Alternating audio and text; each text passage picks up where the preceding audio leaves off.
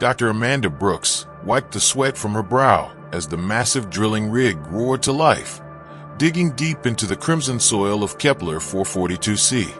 The planet was a desolate world, no breathable air, no water, no life. A barren sphere circling a pale yellow sun. Amanda had been stationed here for 3 long weeks, tasked with uncovering evidence of ancient life. Until now, there had only been rocks, dust, and disappointment. "Dr. Brooks, you better come see this," crackled Pete Wilson's voice over the comms. There was something about the tremor in his tone that made Amanda's stomach tighten. She hurried toward the drill site, where Pete stood frozen by the control panel. The massive drill had halted. Warning lights blinked a furious red. "What's wrong?" Pete pointed to the monitor. "The drill hit metal at 3,000 meters down. But it's not natural. The readings are impossible." Amanda squinted at the data, her eyes widening. The material's composition was unknown to human science. It defied everything they knew about metallurgy. "Run it again," Amanda ordered. The computer delivered the same results. Amanda's heart raced. This was no ordinary find. "Captain Morrison," she called through her radio. "We have a problem." 20 minutes later, Captain Jake Morrison, a grizzled space veteran with 15 years of interstellar service, arrived at the site. He studied the monitor and then Amanda's anxious face. "You're telling me there's a massive metal structure under our feet?" "Bigger than massive," Amanda whispered. She showed him a digital map, the metal deposit stretching for hundreds of kilometers. "That's no deposit," Morrison said. "That's a starship." Lieutenant Commander Lisa Hayes, Morrison's sharp-eyed tactical officer, ran a deep scan. The results sent a chill through the group. "It's a warship," Lisa confirmed. "The biggest one I've ever seen." The ship wasn't alien, at least not completely. The corridors, the doors, even the writing etched on the walls seemed hauntingly familiar. And buried for 50 millennia, it still wasn't dead.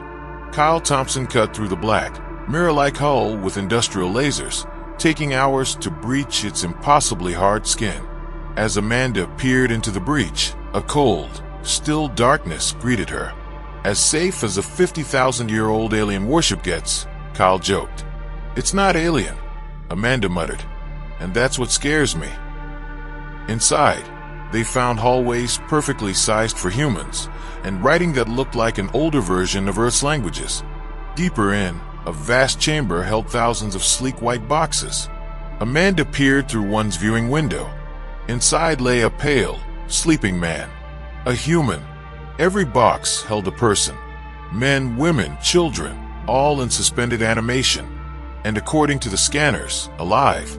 Further exploration revealed rooms filled with weapons and computers.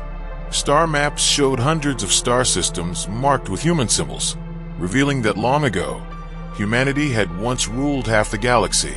A war, however, had wiped it all away. A cosmic enemy, something from beyond the galactic rim, had devoured worlds and swallowed stars. The final battle's desperate gambit was a weapon known as the Galaxy Heart, a construct that had annihilated the enemy, but at a terrible price. Civilization crumbled, and survivors erased their memories. Amanda and Kyle barely had time to process it before alarms screamed through the ancient ship. External threat detected. The systems warned. The ship came alive as defensive systems, powered up after 50 millennia. Turrets rose from the soil, shields hummed to life. And above them, alien fleets approached. Orbiting Kepler 442c, Ambassador Helen Carter faced an emergency meeting of alien species, old allies and ancient rivals now united by fear. "The humans must be stopped," bellowed Admiral Vexer of the Koran Empire. "We didn't know about these ships." Helen protested, but fear trumped reason. Alien fleets closed in. On the planet, Amanda activated the warship's defenses, massive energy cannons rising from the ground. Admiral Vexer's fleet opened fire. Ancient shields shrugged off city-destroying weapons. Amanda returned fire. Beams brighter than suns erased warships in seconds. The galaxy reeled. Across human space, ancient weapons on Mars, Earth, and colony worlds awakened, protecting worlds previously defenseless. Alien governments panicked. Some called for unity, others for war. And in the distance, sensors detected a dark, advancing threat, the ancient enemy, alive and returning. Deep within the ancient ship, Amanda uncovered the truth about the old human empire. It had been no conqueror. Humans had once been protectors, peacekeepers who used their technology to uplift alien species, heal the sick, and keep the galaxy safe. But something from beyond, the Shadow Eaters, consumed entire systems, leaving nothing. The Galaxy Heart had been humanity's last desperate weapon. It drove back the enemy, but drained the life of every human to do it. A preserved hologram of Admiral Diana Foster, the last commander, appeared.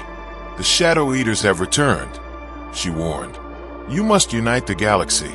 Channel the life energy of every intelligent species through the Galaxy Heart." Morrison, now burdened with command of the newly activated fleet, faced the impossible task, uniting a fearful, divided galaxy. The Regellian system disappeared in a flash of darkness. 3 billion souls gone. The galaxy's remaining leaders met on Earth. The Shadow Eaters were devouring worlds faster than anyone thought possible. Admiral Foster proposed a desperate plan. Every sentient being linking their life energy to humanity's ancient system willingly. It would leave everyone weak but alive. Fear warred with mistrust. Some species fled. Others, those remembering the ancient humans as guardians, agreed. As Shadow Eaters closed in, fleets of thousands formed above Earth. Old enemies flew beside one another. In a colossal moment, billions of minds connected. Amanda, Morrison, alien leaders, their thoughts and feelings merging into a single will. The Galaxy Heart roared to life, a star of metal and crystal brighter than the sun. The Shadow Eaters raced to stop it. The weapon fired. A wave of energy tore through the galaxy, disintegrating the Shadow Eaters at a thought speed. This time, no civilization was lost, no life drained. The burden was shared, and something remained after, a connection. Humans felt the thoughts of aliens, the fears and hopes of humans. Admiral Vexer sent a message. "You could have controlled us. Why didn't you?" Morrison answered, "Because Guardians protect, even when it's hard." Admiral Foster's final words echoed as her image faded. "My watch has ended. The galaxy is yours. Guard it well." In the months after, old enemies became friends. Trade blossomed. Conflict diminished. The ancient warships remained active, but their weapons pointed outward. The galaxy had changed forever, not because one species ruled, but because together they had chosen peace. The greatest weapon wasn't ancient technology. It was trust. Word count, 5,046.